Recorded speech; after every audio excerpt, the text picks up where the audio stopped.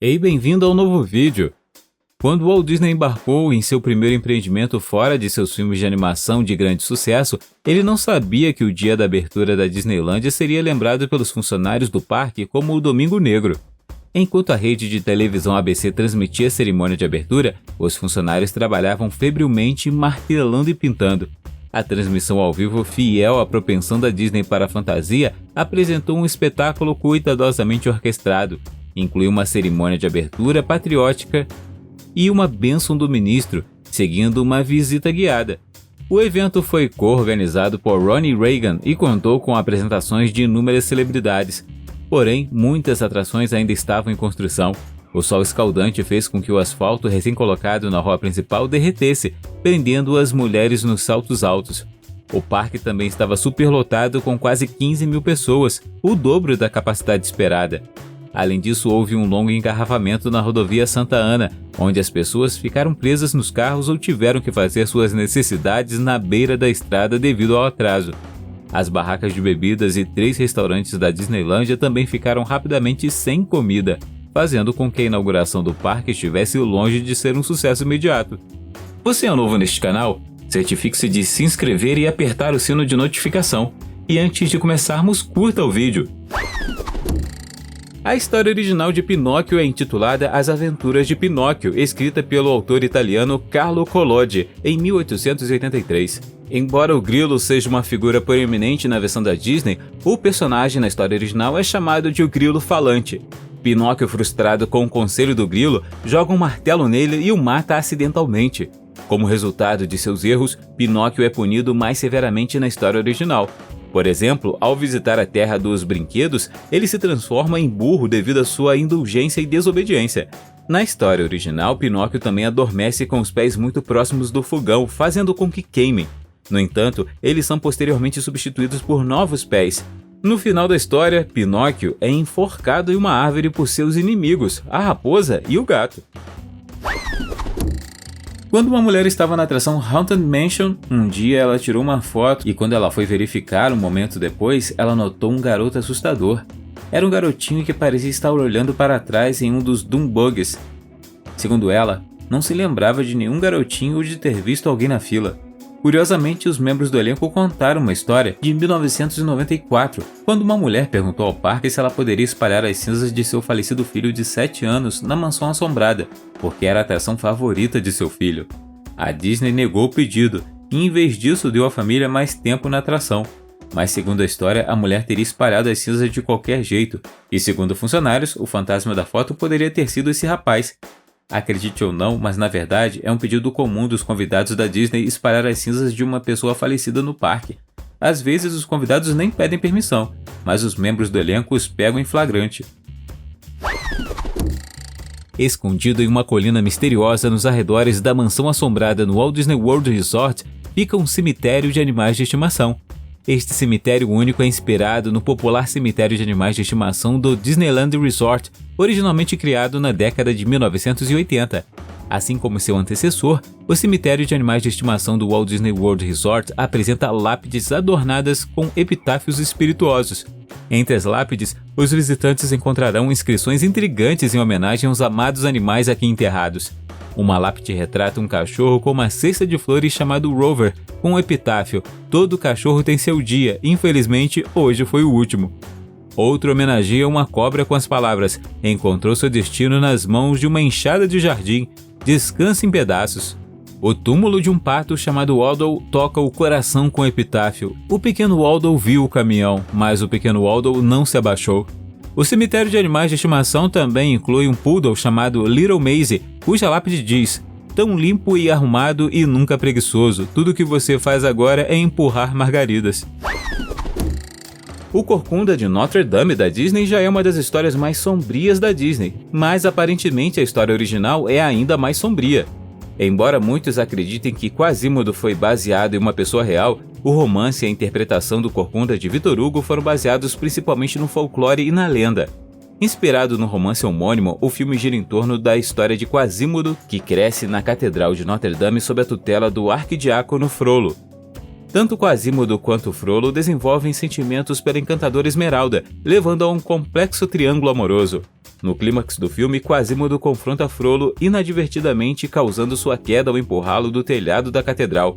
Embora isso já se desvie da narrativa habitual da Disney, o romance original de Victor Hugo dá uma guinada ainda mais sombria para os personagens. Na narrativa de Hugo, Frollo acusa astuciosamente Esmeralda de tentativa de homicídio, resultando em sua sentença de morte injusta por enforcamento. As ações de Quasimodo permanecem semelhantes quando ele empurra Frollo do telhado. No entanto, esse ato de retribuição é motivado pela risada insensível de Frollo na execução de Esmeralda. Na sequência, incapaz de abandonar seu amor por Esmeralda, Quasimodo busca consolo em seu túmulo e acaba morrendo de fome. Desde a sua inauguração em 1971, a Disney World tem cativado os visitantes com seu fascínio mágico. Embora a Disneylândia tenha registrado apenas 25 mortes, o número sombrio da Disney World totaliza 63. A primeira morte na Disney World ocorreu em 1974 no Magic Kingdom, quando um trabalhador da construção civil perdeu a vida em uma pequena explosão. Entre as diversas causas de mortes, as causas naturais ou desconhecidas foram as que mais ceifaram vidas, totalizando 23 mortes. Muitos desses casos foram atribuídos a ataques cardíacos ou derrames que poderiam ocorrer durante um passeio intenso ou simplesmente durante uma caminhada pelo parque. Os acidentes, totalizando 21 mortes, vão desde acidentes em atrações até trágicos afogamentos em piscinas. Um exemplo perturbador envolveu um menino de 2 anos que foi atacado por um crocodilo. Outro incidente chocante ocorreu quando um menino de 11 anos contraiu uma doença rara e mortal por causa da água com amebas em um parque aquático. Infelizmente, ao longo dos anos, 15 funcionários também morreram na Disney World, alguns em consequência de quedas de grandes alturas. No caso de A Bela Adormecida, a versão de Charles Perrault, intitulada A Bela Adormecida na Floresta, contém elementos mais sombrios. Aqui estão algumas diferenças notáveis entre a história de Charles e a versão da Disney. Na versão de Charles, a princesa é amaldiçoada a espetar o dedo em uma roca e morrer. No filme da Disney, porém, a maldição é modificada para que ela caia em um sono profundo. Por fim, todo o reino cai em um sono profundo que dura 100 anos. Na história de Charles, não é o príncipe encantado quem acorda a Bela Adormecida com um beijo. Em vez disso, ele a encontra dormindo e fica tão obcecado por sua beleza que a ataca. A princesa finalmente acorda quando dá à luz a 2 filhos e um dos bebês suga acidentalmente a lasca encantada. A história originalmente termina com um final mais sombrio em que a mãe do príncipe é uma ogra que tenta comer a Bela Adormecida e seus filhos. Por fim, a ogra é frustrada e a história termina feliz. Esse próximo vídeo foi filmado em 2009 e foi compartilhado várias vezes na internet. A propósito, é um dos avistamentos de fantasmas mais famosos do Disney Park. Como podemos ver, há uma figura transparente caminhando pelo parque que é gravada por 4 câmeras de segurança. A história fica mais interessante, no entanto, porque há um boato de que essa figura é o próprio Walt Disney inspecionando o parque. As câmeras de segurança capturaram de forma fascinante como o suposto fantasma atravessou o portão e atravessou o parque. Alguns dizem que deve ter sido apenas um reflexo da luz, mas outros afirmam que o movimento da caminhada é preciso demais para ser apenas um reflexo. Por trás do brilho e do glamour, a vida de uma princesa na Disney nem sempre é tão legal quanto parece. Um ex-funcionário da Disney revelou o que a vida realmente significa para uma princesa da Disney. Sarah Hagg, uma ex-princesa da Disney que interpretou Rapunzel e Bella, compartilhou suas experiências após ser demitida durante a pandemia de Covid-19. Ela trabalhou na empresa de 2016 a 2021 e gravou um vídeo de 5 minutos para revelar alguns aspectos do trabalho que antes eram secretos. Segundo Sarah, uma das revelações mais notáveis é que as princesas da Disney estão proibidas de discutir seu trabalho fora de suas funções designadas. A empresa também monitora de perto o que os funcionários compartilham nas redes sociais. O processo de ser escolhida como princesa pode ser traumático, pois se baseia principalmente na aparência. Espera-se que os personagens mantenham uma forma corporal específica e sigam diretrizes rígidas. Sarah revelou, sem tatuagens, piercings extras, sem marcas de bronzeado visíveis, além disso, sem cores de esmalte. Além disso, as princesas são avaliadas a cada 8 meses para garantir que ainda se enquadram no perfil de personagem, ou seja, mantêm a aparência jovem e o mesmo formato corporal de quando foram contratadas. A pressão para estar sempre feliz pode prejudicar as princesas. Sarah expressou a dificuldade de trabalhar na Disney, onde não é permitido ficar triste ou demonstrar emoções negativas. A Raposa e o Cão de Caça é um conto clássico de amizade, lealdade e a complexidade das expectativas sociais. Ele gira em torno do vínculo improvável entre um cachorro chamado Copper e uma raposa chamada Todd. Esses dois personagens formam uma conexão profunda apesar de suas diferenças inerentes durante os primeiros dias de companheirismo. A história é baseada no romance The Fox and the Hound de Daniel P. Mannix, publicado em 1967. Nessa história sombria e comovente, o autor explora a vida de Copper e Todd enquanto eles navegam pelos desafios de seus respectivos papéis em um mundo dominado pelo homem. Quando jovens, Copper e Todd são inseparáveis e, felizmente, inconscientes da divisão social que em breve os separará. No entanto, enquanto envelhecem, os seus instintos naturais e as expectativas colocadas sobre eles pelos seus tutores humanos entram em conflito. O cachorro Copper é treinado para rastrear e caçar raposas, incluindo seu ex-amigo Todd. Enquanto isso, a raposa Todd é vista como uma ameaça ao gado e considerado incômodo pelos humanos. A pressão para se conformarem aos seus papéis pré-determinados prejudica sua amizade e os força a uma rivalidade acirrada. A história toma um rumo trágico quando Todd, perseguido por Copper e outro cachorro chamado Tiff, mata Tiff, companheiro de Copper. Este ato acaba levando à queda de Todd enquanto ele se esgota tentando escapar da perseguição implacável de Copper. Em uma conclusão comovente, Copper acaba sendo baleado por seu próprio dono. Os visitantes aguardam ansiosamente o céu noturno iluminado pelas músicas encantadoras e pela magia de Happily Ever After no Magic Kingdom e pelos deslumbrantes fogos de artifício do Epcot. No entanto, o mau tempo muitas vezes pode atrapalhar os espetáculos noturnos da Disney.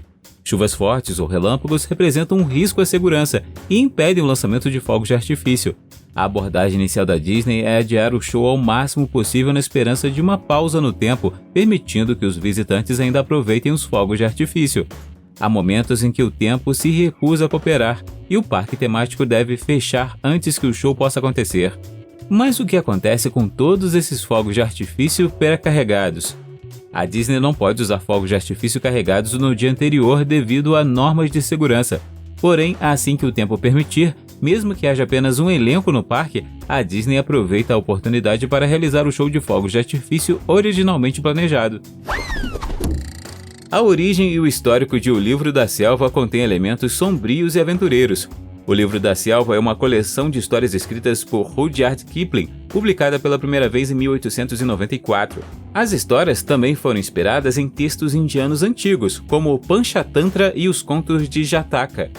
Um dos elementos sombrios notáveis em O Livro da Selva é o personagem Shere Khan, o temível tigre. Shere Khan é retratado como um predador cruel e astuto que inspira medo nos outros animais.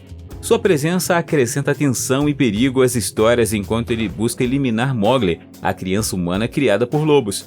Bill Pitt, que trabalhou no roteiro original, concebeu durante a escrita que Mowgli seria escravizado por Louie para ensiná-lo a fazer fogo. O final teria visto Buldeo, o caçador, tentando colocar fogo na selva antes de ser morto pelo tigre Shere Khan, mas Mowgli mata o tigre com a arma do caçador. Você já ouviu falar que a Disney tem túneis subterrâneos assustadores? A Disney chama essas passagens subterrâneas de sistema utilidor. Utilidor é, na verdade, a abreviação de túneis utilitários, e eles não são tão assustadores quanto você imagina. Quando o parque da Disney na Flórida estava sendo planejado, o Walt Disney providenciou um sistema de túneis através dos quais os membros do elenco poderiam caminhar de e para seus postos designados, escondidos dos convidados. Os túneis também se conectavam aos camarins e ao refeitório. Outro fato estranho é que os membros do elenco costumavam usar roupas íntimas especiais que os parques lhes davam. O motivo seria evitar danificar as fantasias dessa maneira. Bem estranho, não acha? Incidentes e acidentes podem ocorrer nos famosos parques temáticos do Walt Disney World, incluindo Magic Kingdom, Disney Hollywood Studios e Disney Animal Kingdom. Como sabemos agora, a Disney está disposta a fazer qualquer coisa para garantir que os hóspedes permaneçam em uma bolha feliz. No entanto, os policiais de plantão não são tão visíveis quanto você imagina. Em vez disso, eles se misturam à multidão em roupas caqui, comportando-se como qualquer pai normal passeando pelo parque. Então, não será um soldado estilo Capitão América vindo em sua direção. Esses agentes secretos são certificados e treinados na arte do disfarce. Eles circulam pelo parque com o objetivo principal de garantir a segurança dos hóspedes e preservar a atmosfera pela qual a Disney é conhecida. A sua presença discreta lhes permite responder rapidamente aos incidentes sem perturbar a experiência mágica apreciada pelos hóspedes.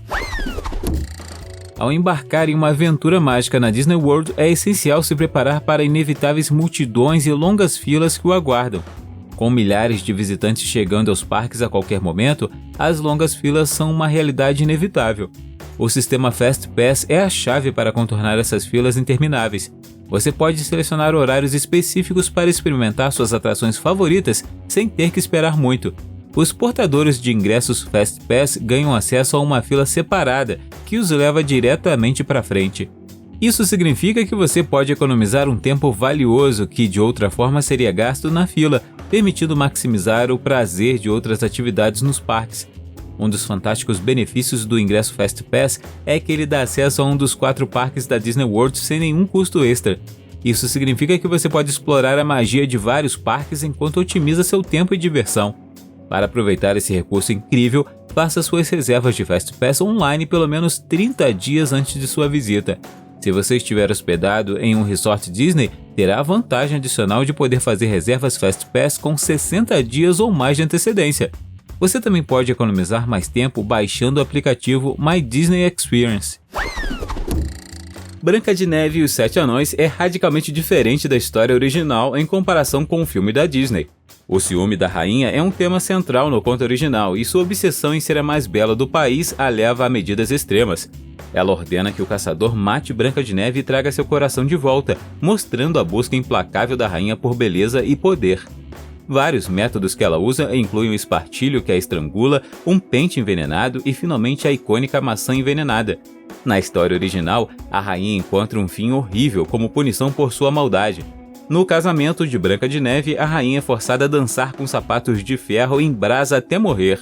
Há também uma teoria que sugere que a história de Branca de Neve pode ter sido inspirada em acontecimentos da vida real envolvendo uma condessa chamada Margaret von Waldeck. Segundo a teoria, Margaret, que viveu na Alemanha do século XVI, teria sido envenenada ainda jovem pela madrasta para garantir um casamento político. A Disney nunca tem falta de teorias da conspiração. Uma delas é o Club 33. O Club 33 é, na verdade, um clube de jantar privado encontrado em vários parques da Disney. Foi inaugurado em 1967 e tinha um tema Lounge VIP.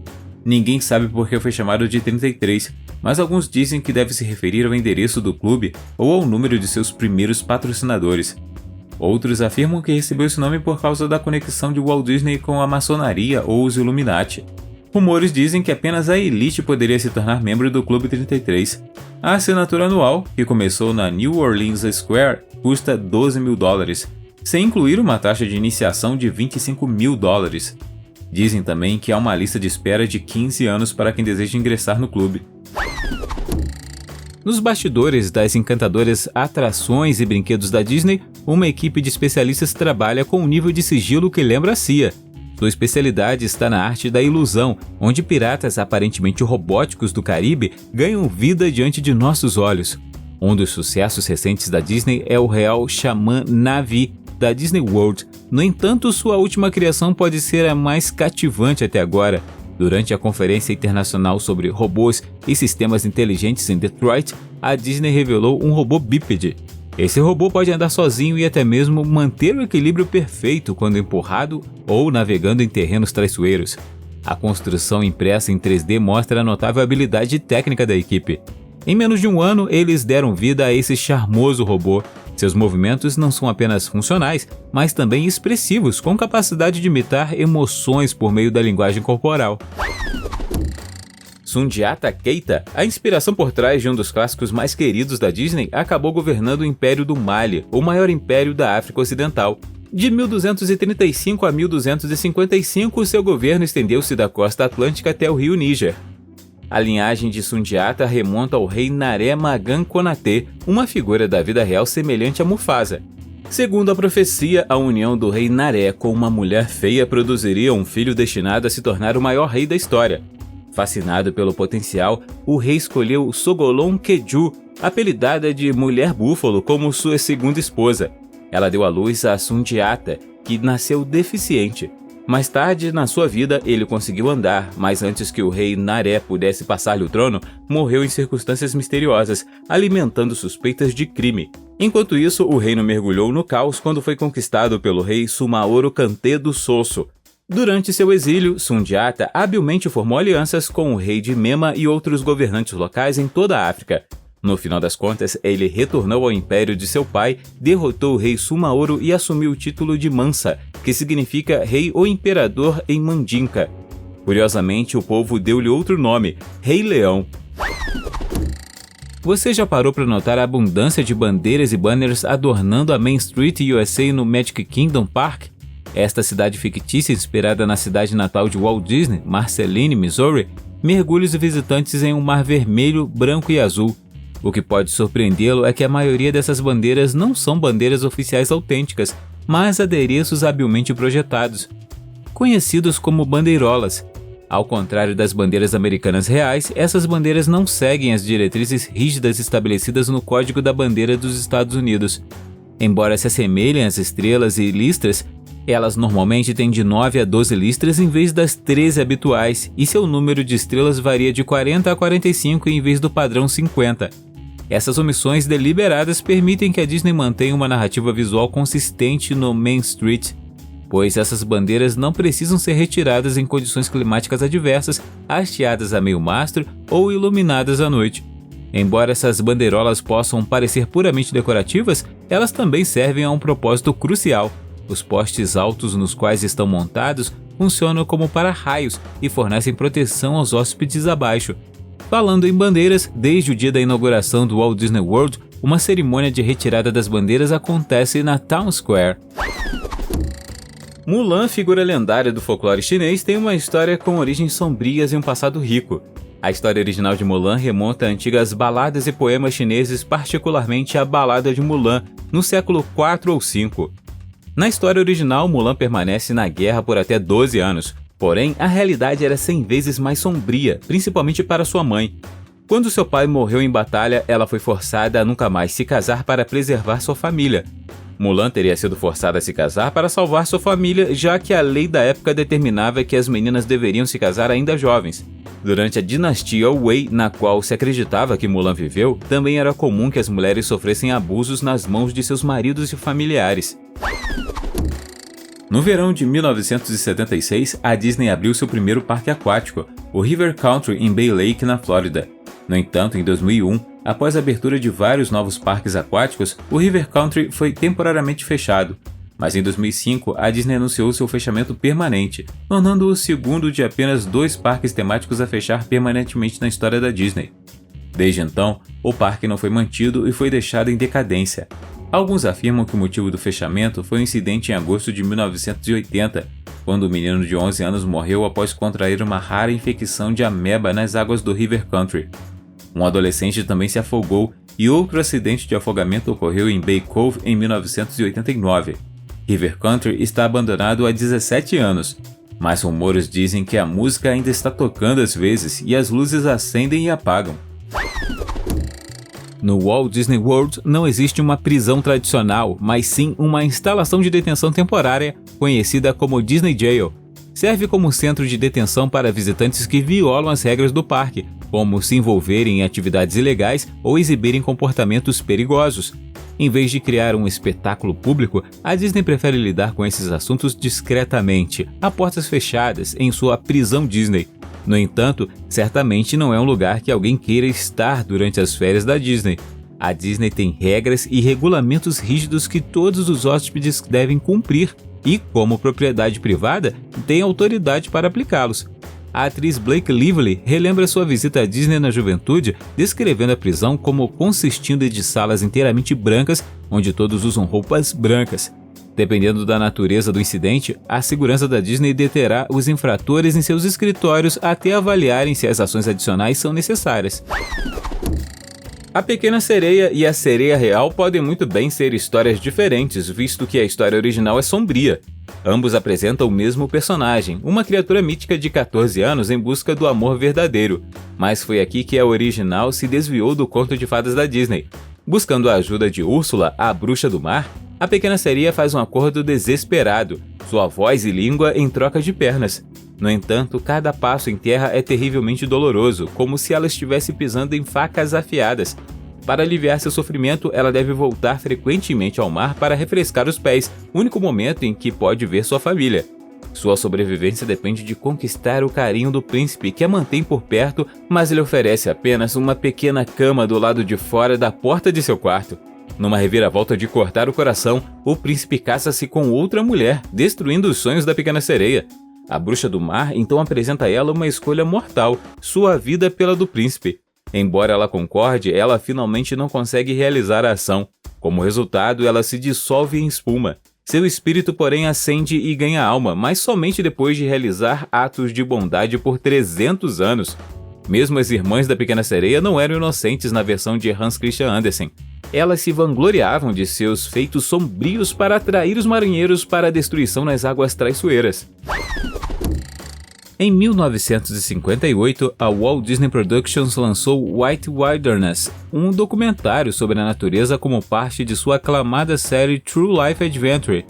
Dirigido por James Algar e narrado por Winston Hibler, o filme foi rodado em locações no Canadá e recebeu elogios da crítica. Também ganhou o Oscar de Melhor Documentário e o Urso de Ouro de Melhor Documentário no Festival de Cinema de Berlim de 1959. No entanto, White Wilderness gera polêmica.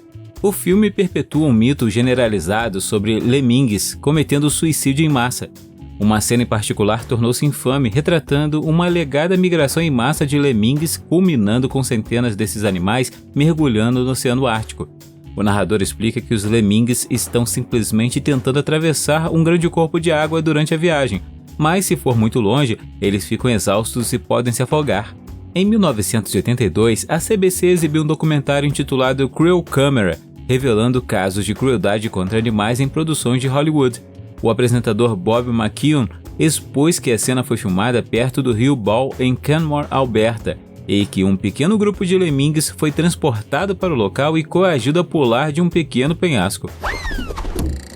Tarzan, criado pelo autor Edgar Rice Burroughs, aparece pela primeira vez no romance Tarzan dos Macacos em 1912. A história original de Tarzan difere significativamente dos filmes mais higienizados e aventureiros da Disney que se seguiram.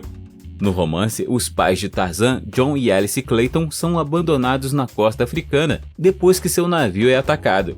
Eles constroem uma casa na árvore e têm um filho, John Clayton III. No entanto, a tragédia acontece quando ambos os pais são tragicamente mortos por uma tribo errante de macacos.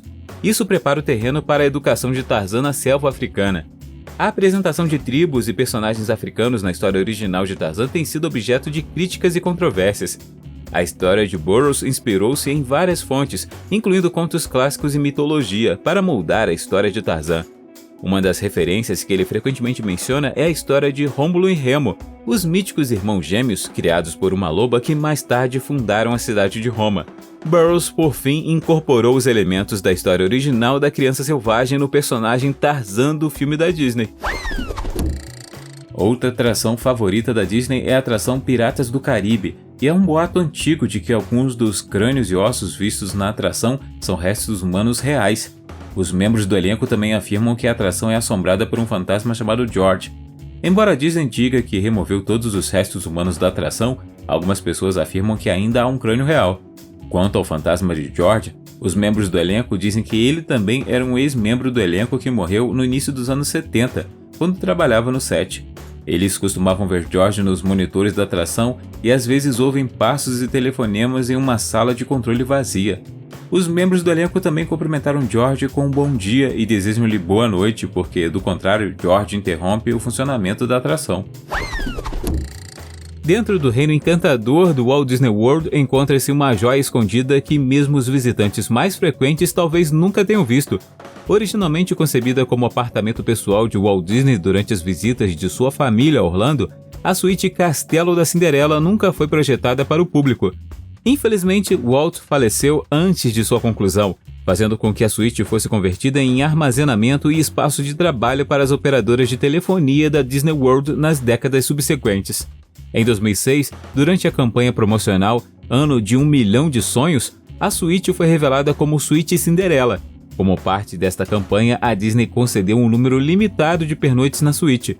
No entanto, a suíte não pode ser reservada hoje em dia, e há rumores de que a Disney recusou subornos de até $40 mil por uma única noite. No passado, a suíte era ocasionalmente oferecida a indivíduos selecionados, incluindo celebridades como Tom e Suri Cruise, Mariah Carey e Kevin Jonas. A suíte de 60 metros quadrados é inspirada nos castelos franceses do século XVII e apresenta teto em caixotões, vitrais e móveis requintados. Seu layout inclui hall de entrada, sala de estar, quarto e banheiro, cada um adornado com detalhes exclusivos escolhidos a dedo pela equipe da Disney. Também se diz que convidados famosos do passado receberam seu próprio sapatinho de cristal como presente de despedida. Alice Pleasance Liddell é a pessoa por trás de obras icônicas de Lewis Carroll, Alice no País das Maravilhas e Através do Espelho. Ao contrário de muitos contos de fadas baseados em histórias sombrias, é o pano de fundo que levou à escrita da história que é mais controverso. Alice tinha apenas 4 anos quando Charles Dodgson, o autor, usando o pseudônimo de Lewis Carroll, tornou-se um amigo próximo da família. É importante notar que o relacionamento de Charles com Alice não era convencional para os padrões atuais e seria fortemente reprovado e condenado. Há também o fato de que se aprofundar na história revela que Alice como personagem tem alucinações e mostra sinais de transtornos de personalidade.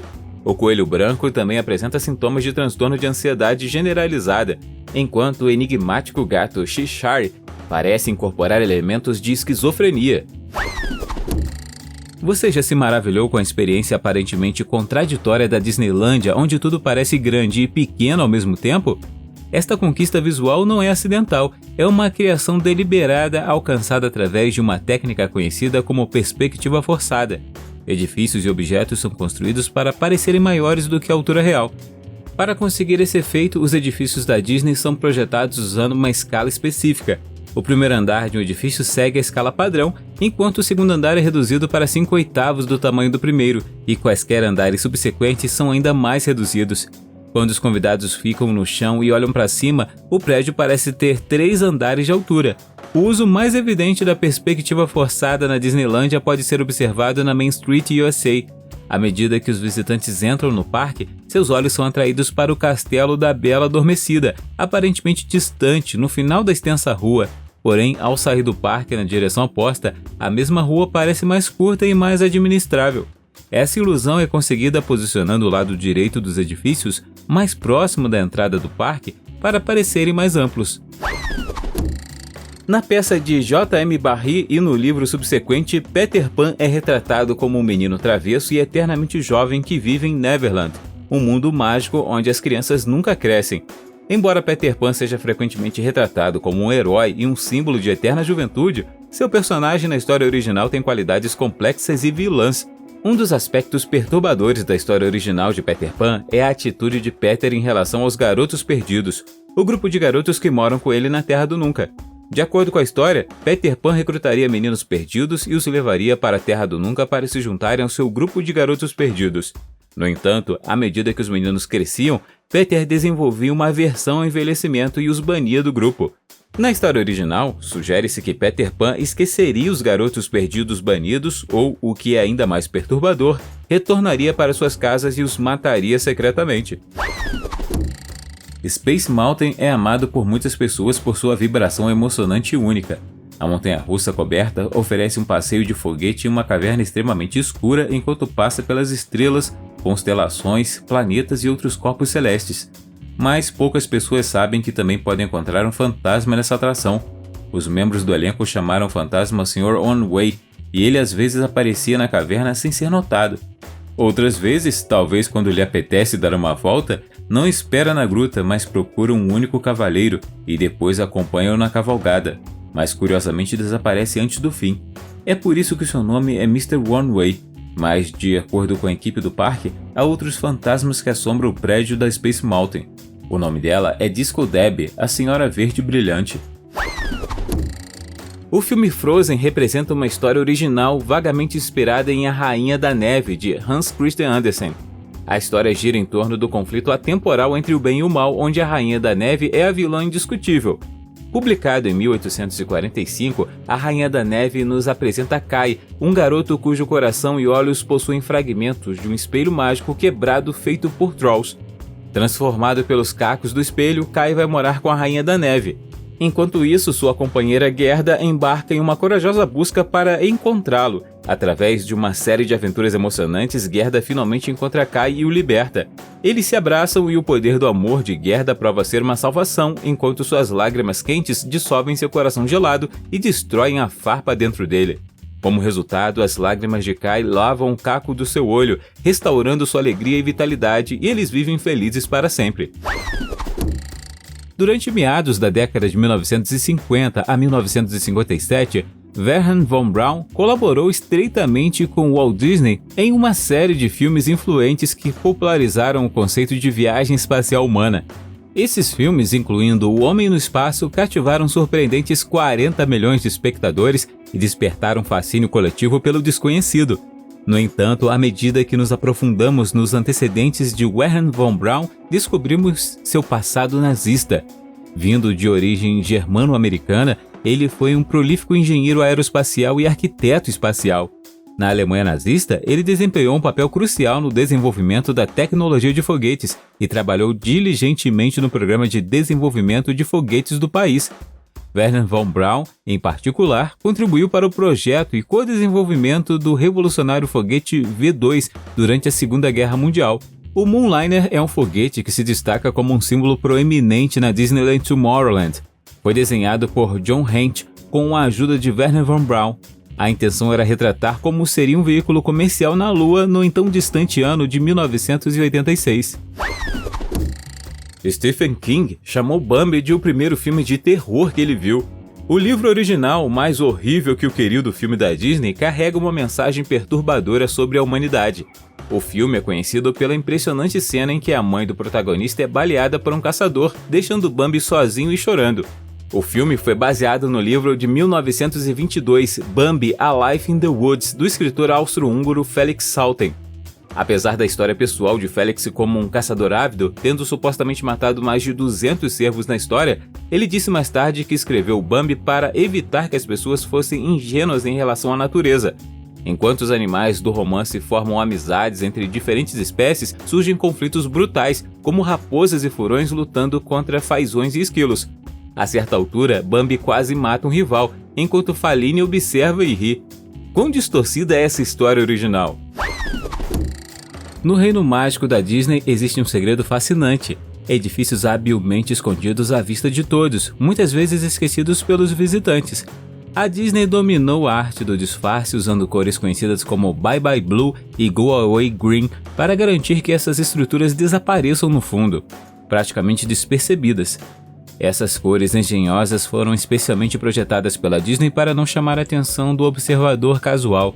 A Disney emprega estrategicamente essas cores para evitar que pontos desagradáveis atrapalhem a atmosfera mágica de seus parques temáticos.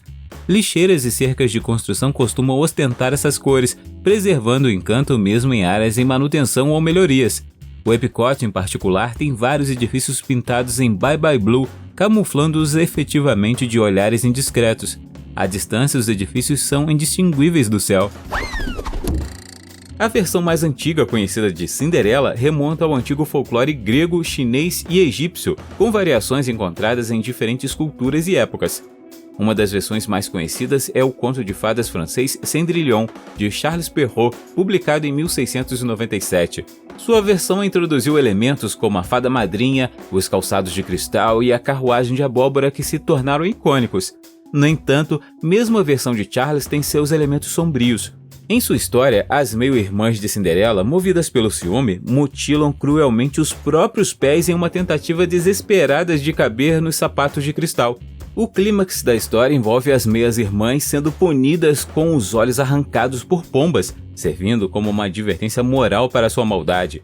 Os irmãos Grimm, conhecidos por sua coleção de contos de fadas, também apresentaram sua própria versão da Cinderela em 1812. Na história dos irmãos Grimm, intitulada Aschenputtel, as meias-irmãs também cortaram parte dos pés para caber nos sapatos, resultando em uma cena sangrenta. Não são apenas os fantasmas que são assustadores quando você anda pelo parque da Disney. Os pântanos e outras águas ao redor da Disney World em Orlando, na Flórida, abrigam cerca de 1,5 milhão de jacarés. É também por isso que o parque teve que colocar placas aqui e ali para avisar os visitantes de que os jacarés podem estar em qualquer lugar. Em 2016, aconteceu um acidente com um jacaré no parque que tirou a vida de um menino. Ele estava tirando água do seu balde na Lagoa dos Sete Mares, sem saber que havia um jacaré naquele mesmo lago.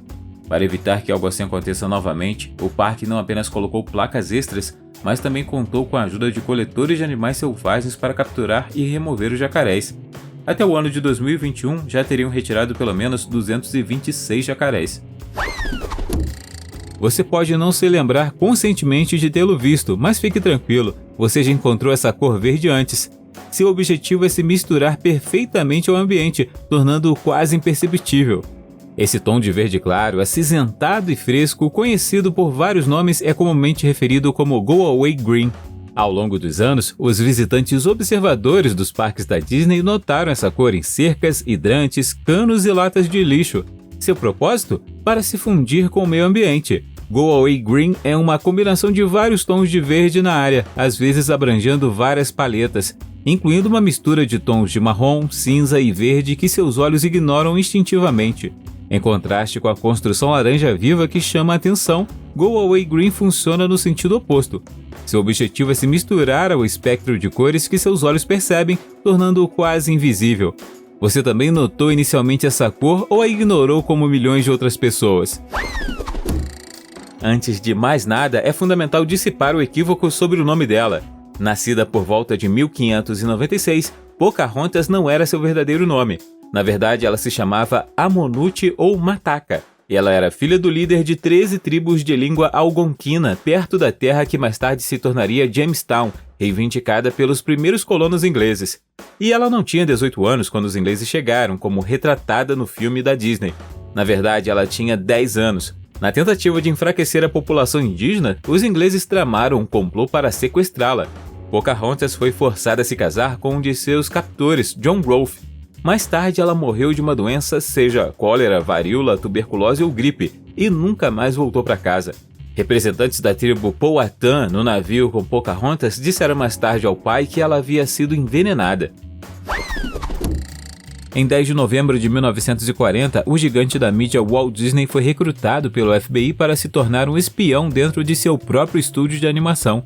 Daquele momento até sua morte, ele serviu como informante do Bureau, fornecendo ativamente informações sobre seus próprios funcionários e sabotando movimentos sindicais, rotulando-os de encrenqueiros comunistas. Nesse período, a Disney vivia uma época de ouro de sucesso graças ao apogeu da animação. Mickey Mouse estreou em 1928 e a Disney já havia alcançado sucessos com filmes como Branca de Neve e os Sete Anões, em 1937, e Pinóquio, em 1940. Enquanto isso, o FBI estava preocupado com elementos comunistas dentro dos Estados Unidos enquanto o país lutava com a decisão de envolver-se na guerra que se desenrolava na Europa. Relatórios da cooperação da Disney com o FBI podem ser encontrados no site do Bureau. Mas o que a Disney ganhou em troca de sua cooperação? Além de benefícios políticos e proteção, a Disney teve acesso especial a filmes dentro da sede do Bureau. A Disney até permitiu que o diretor do FBI, J. Edgar Hoover, contribuísse com ideias criativas para determinados projetos. É amplamente sabido que a história atemporal de Enrolados cativou a imaginação de muitos.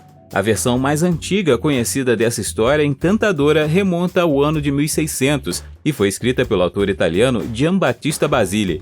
Nesta versão, Rapunzel é vendida ainda bebê a um monstro devido ao roubo de sua mãe em um jardim. No entanto, a versão do conto de fadas dos irmãos Grimm, publicada em 1857, toma um rumo mais sombrio.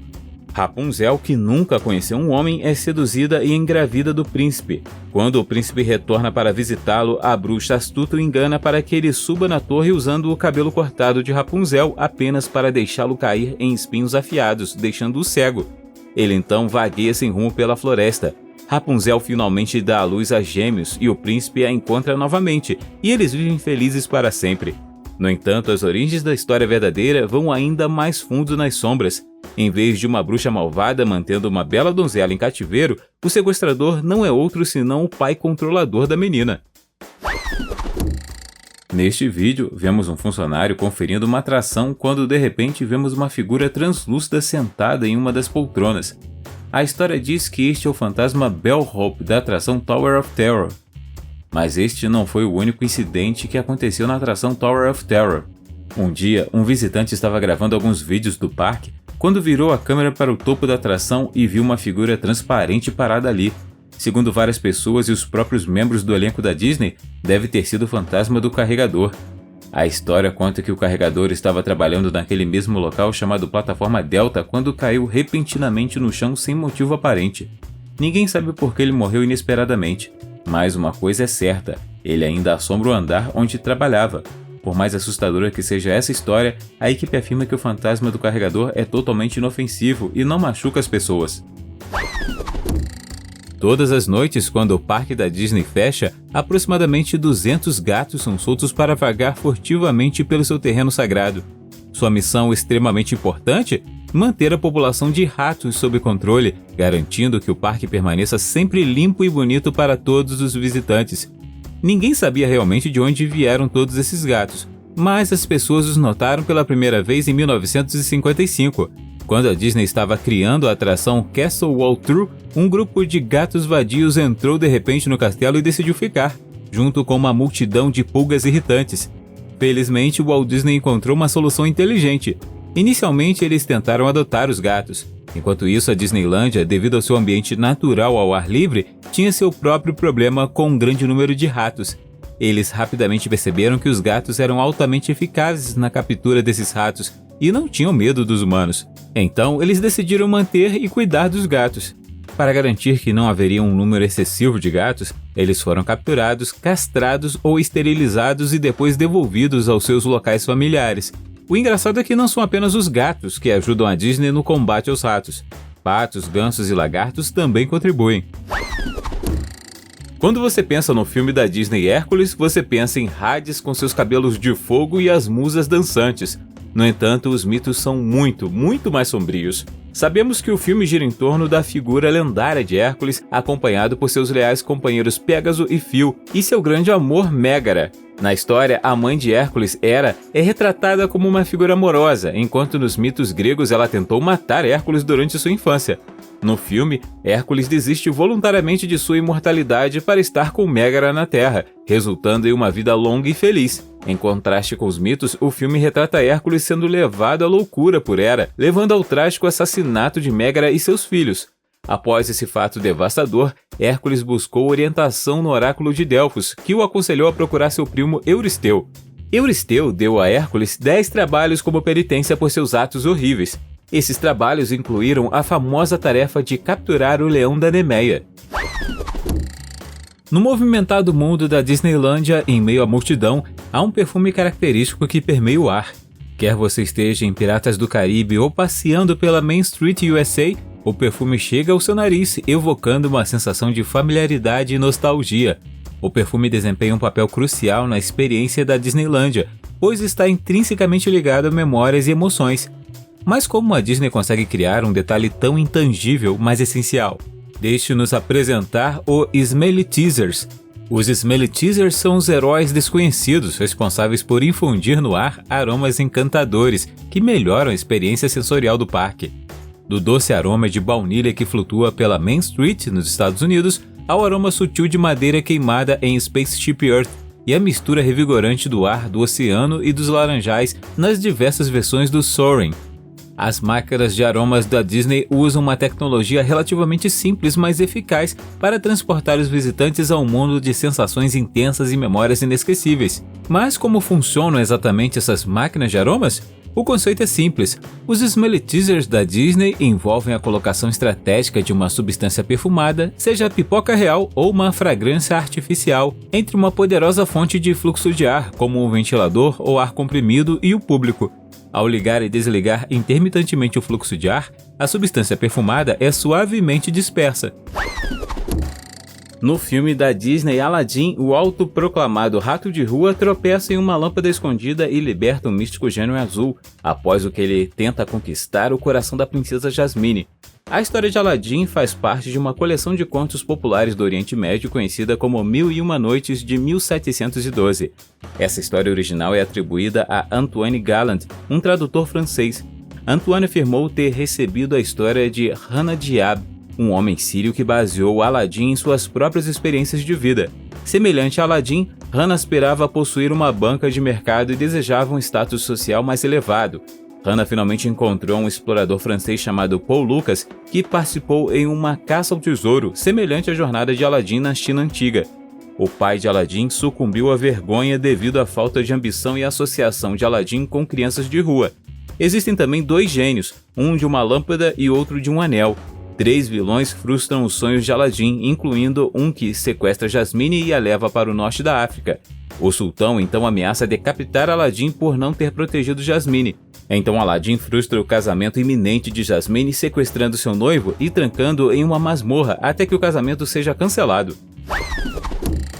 Ao entrar no Parque Disneylândia, você verá o apartamento Fairy House do próprio Walt Disney. Há rumores de que o Walt Disney ainda assombra esse lugar hoje. Este era o apartamento favorito de Walt Disney, onde ele costumava ficar e quando ele estava lá, sempre acendia uma lâmpada na janela para marcar sua presença.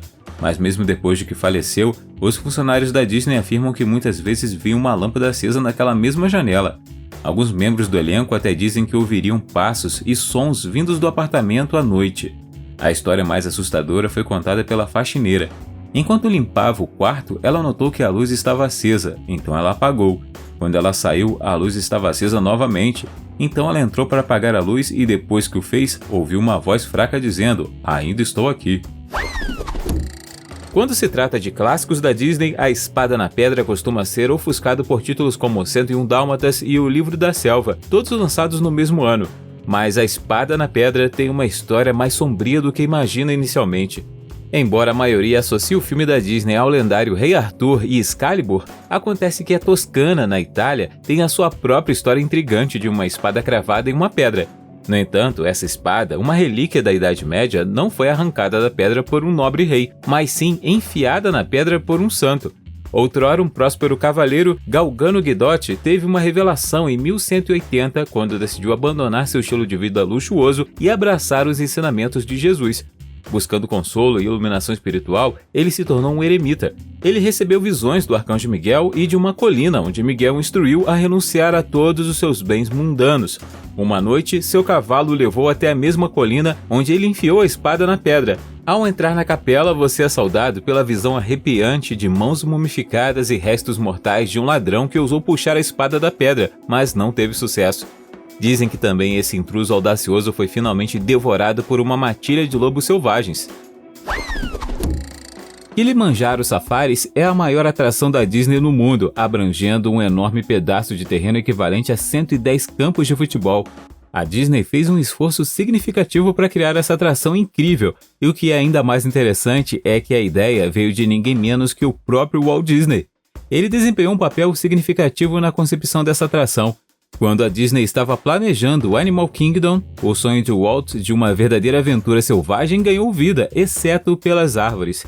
As belas árvores de baobá que você vê nos safaris do Kilimanjaro não são reais, elas são feitas de concreto. Na realidade, os baobás têm troncos incrivelmente fortes e podem armazenar água, especialmente durante longos períodos de seca. Costumava haver um baobá de verdade no Animal Kingdom da Disney, na vila de Harambe. Infelizmente, aquela linda árvore não sobreviveu depois de um inverno muito frio há alguns anos. Você já esteve na Disneylândia ou na Disney World? Conta aí nos comentários. Se você gostou do vídeo, deixe um joinha. Se quiser ver mais vídeos que fizemos, clique em um na tela ou dê uma olhada no canal. Obrigado por assistir e até a próxima.